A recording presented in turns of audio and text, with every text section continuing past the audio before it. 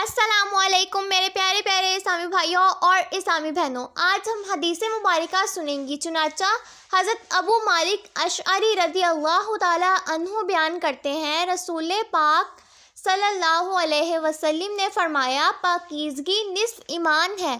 الحمدللہ میزان کو بڑھ دیتا ہے۔ سبحان اللہ اور الحمدللہ دونوں یا ان میں سے ہر کلمہ زمین اور آسمان کے مابین کو بڑھ دیتا ہے، زمین اور آسمان کے مابین کو بڑھ دیتا ہے۔ نماز نور ہے، صدقہ برہان ہے، صبر ضیاء ہے، اور قرآن تیرے حق میں یا تیرے خلاف دلیل ہوگا۔ ہر آدمی صبح کے وقت اپنے نفس کا سودا کرتا ہے، پس وہ اسے آزاد کرا لیتا ہے یا ہلاک کر دیتا ہے۔ سبحان اللہ۔